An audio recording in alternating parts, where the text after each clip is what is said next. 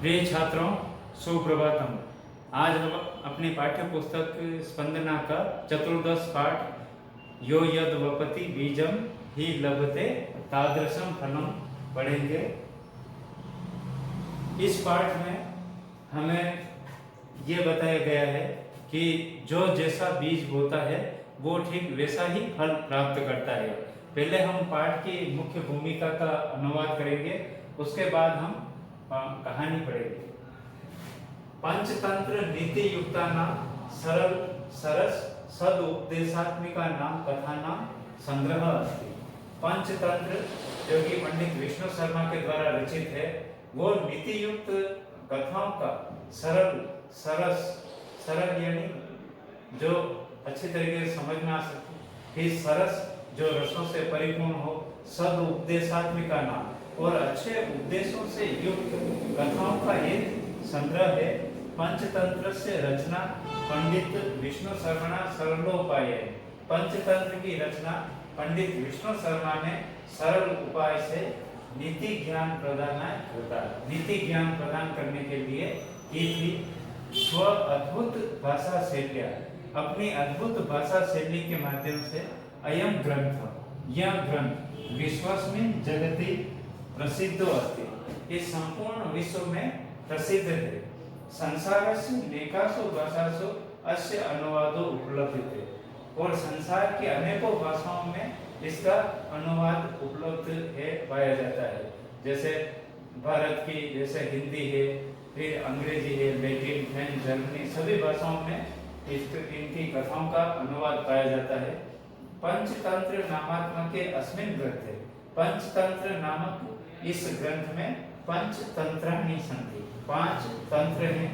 पहला है मित्र वेद, दूसरा है मित्र संप्राप्ति, तीसरा है काकोलुकियम, चौथा है लब्ध प्रणाम, पांचवा अपरीक्षित कारकम।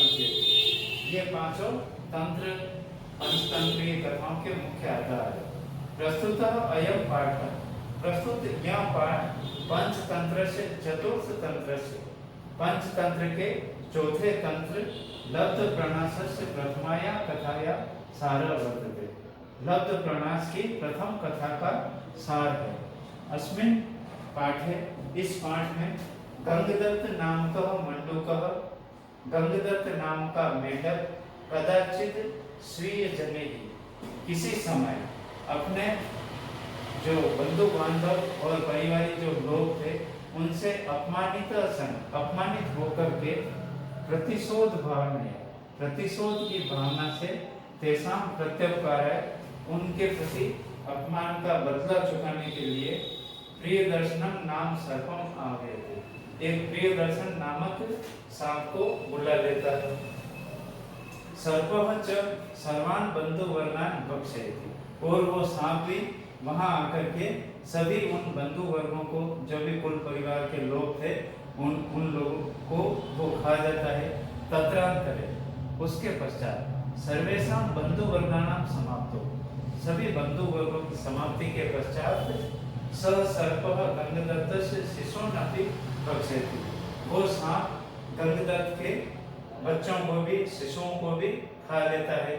कथा ये संदेशति, कथा ये संदेश देती है कि यया दुष्टतया गंगदत्तेन स्वबांधवा हता, जिस दुष्टता से गंगदत्त ने अपने बंधु बांधव लोगों को मरवा दिया था, तया यह दुष्टतया, उसी दुष्टता से तस्य पुत्र अपि काल कल्पिता, उसके पुत्र भी अकाल काल की गोद में समा गए, यानी अकाल मृत्यु को प्राप्त हो गए।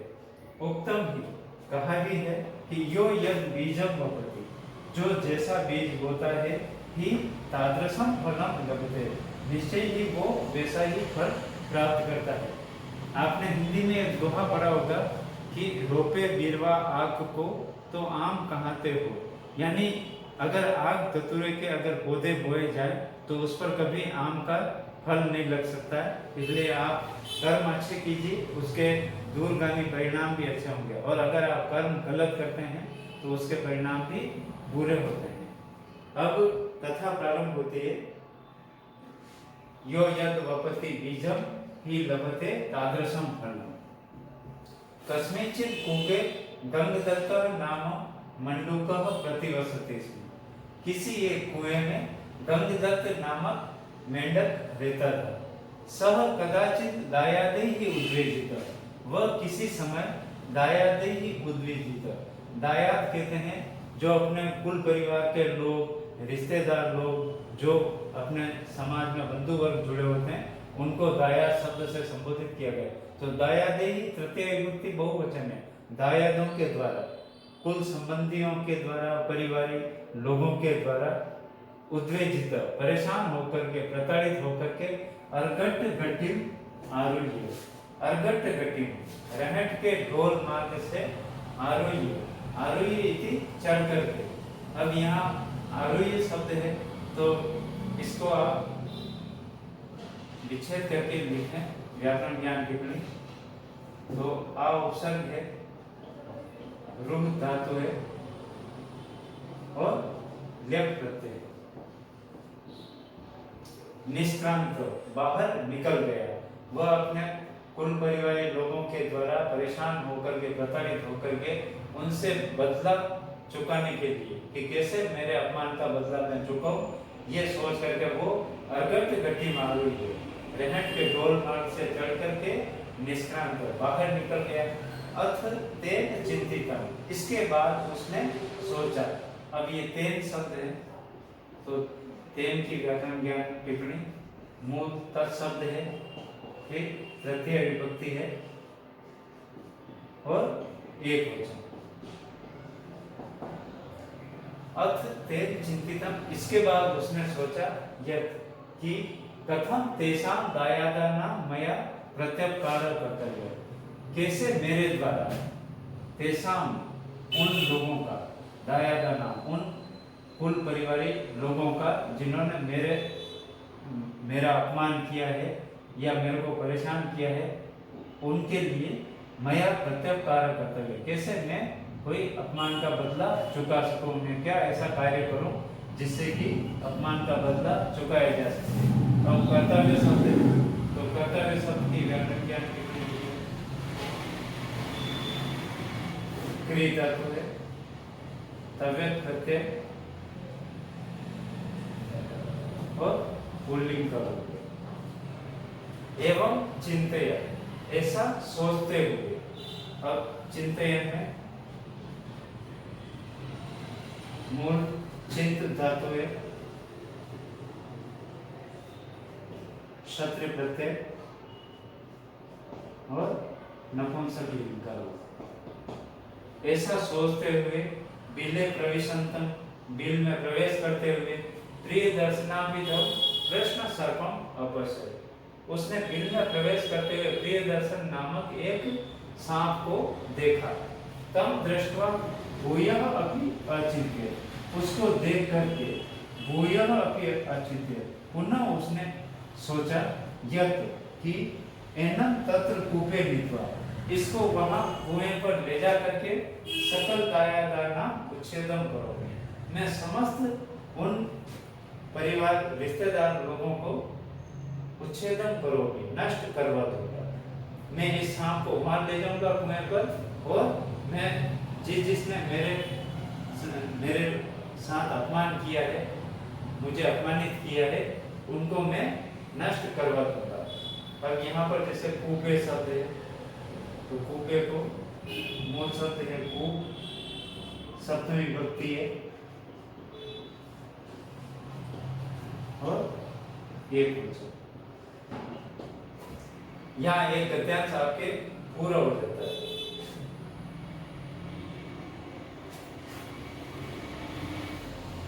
एवं विभाव्य बिलद्वारम गत्वा तम आहूत्वा, ऐसा सोच करके बिलद्वारम गत्वा, बिल के द्वार पर जाकर के तम आहूत्वा, उसको पुकारा। उस गंधर्व नामक मेंढक ने उस सांप को पुकारा, एहि प्रिय दर्शन एहि, आओ आओ प्रिय दर्शन आओ। तत्श्रुत्वा, तत्श्रुत्वा लिखा हुआ है यहाँ पर, तो इसका संधि विच्छेद करेंगे तो छत्व संधि है यहाँ पर, ये शब्द है तत्श्रुत्वा, तो तत् प्लस श्रुत्वा छत्व संधि। फिर सर्पो अचिंत्य, तो सर्प प्लस अचिंत्य उत्तु विसर्ग संधि।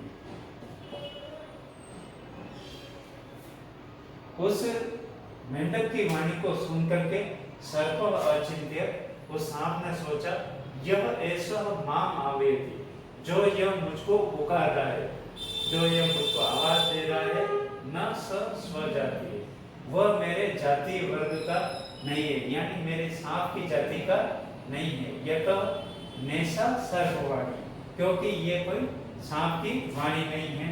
अब यहाँ पर नेशा शब्द है, तो नेशा, तो न प्लस ऐशा वृद्धि संधि, क्योंकि ये सांप की वाणी नहीं है। तद अत्रे दुर्गे स्थितः तावत वेदमी, तब तो मैं यहाँ दुर्ग में ही रह करके तावत वेदमी, तब मैं जानने की कोशिश करता हूँ कि यत कह अयम इति, यह कौन है, यह जो मुझे आवाज दे रहा है बार बार कि आओ प्रियदर्शन आओ, ये मुझे आवाज दे रहा है, ये कौन। आप और वह बोला ओ भगवान, अरे आप कौन हैं। स आप, वह बोला वो गंगदत्त नाम मंडूकाधिपति, मैं तो गंगदत्त नामक मेंढकों का राजा हूँ, और त्वत् सकाशे मैत्र्यर्थम अभ्यागत, और मैं तुम्हारे पास में मैत्री के लिए आया हूँ, मित्रता के लिए आया हूँ। इस शब्द में दो संधि पद हैं, मैत्री प्लस अर्थम प्लस अभ्यागत।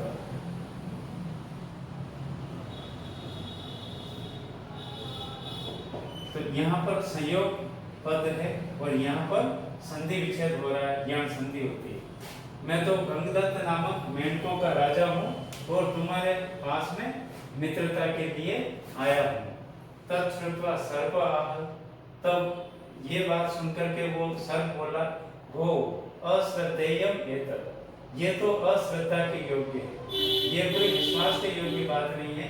यत तृणानाम ध्वनिना सह संगम, ये तो तिनकों के साथ, तृणानाम तिनकों के साथ, ध्वनिना सह संगम, तिनकों का वर्णी के साथ, अग्नि के साथ संगम, जैसे तुम बातचीत कर रहे हो कि क्या तिनकों का कहीं अग्नि के साथ संबंध हो सकता है, क्योंकि सांप और मेंढक में जन्मजात शत्रुता होती है।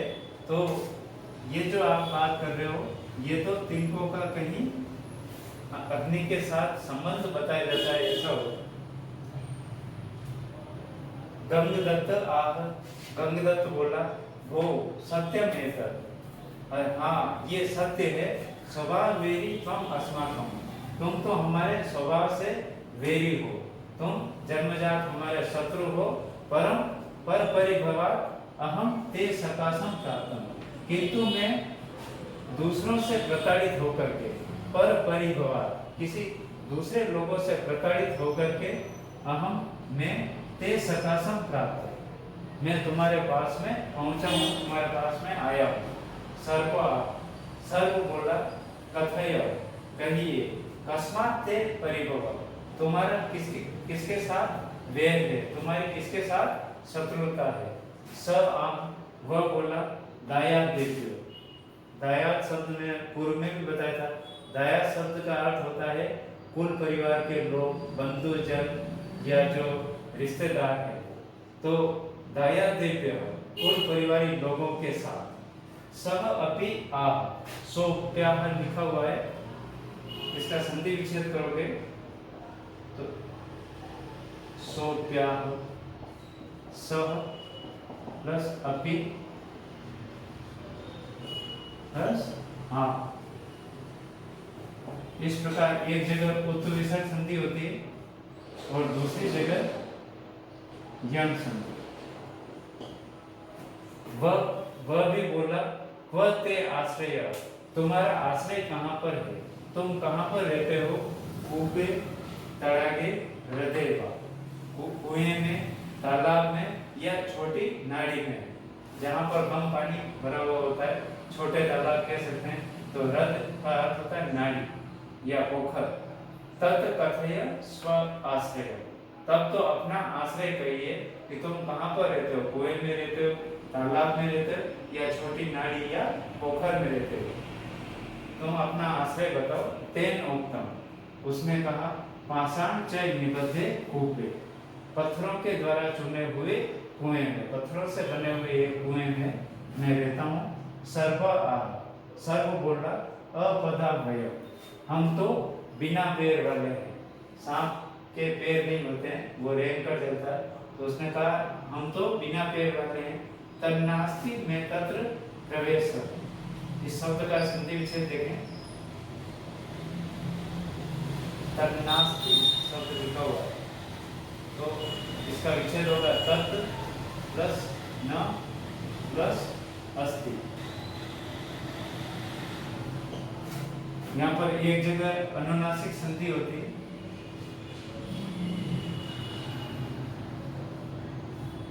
और दूसरी जगह दीर्घ संधि।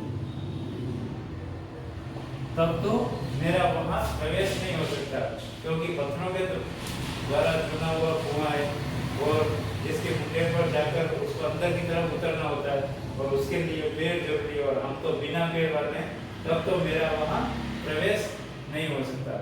और प्रविष्टस्य च, और प्रवेश करने लेने पर भी स्थानम नास्ति, स्थान वहां पर नहीं है। यत्र स्थितः तव दायागार व्यापादयामि, जहां पर रह करके मैं तुम्हारे शत्रुओं को, तुम्हारे कुल परिवारी लोगों को मैं नष्ट कर पाऊं। तद गम्यता, तब तो तुम चले जाओ, यानी हमारी मित्रता नहीं हो सकती। अगर मित्रता भी हो जाए तो जहां पर तुम रहते हो वहां पर मैं पहुंच नहीं सकता हूं। पहुंचने पर वहां पर मेरे रहने योग्य कोई स्थान नहीं है जहां पर मैं रहकर तुम्हारे जो भी शत्रु लोग हैं उनको मैं नष्ट कर पाऊं। तब तो तुम चले जाओ। यहाँ पर आपके 3 गद्यांश पूरे होते हैं। इन 3 गद्यांशों का सर्वप्रथम हिंदी अनुवाद कीजिए और व्याकरण ज्ञान टिप्पणी भी लिखिए। धन्यवाद।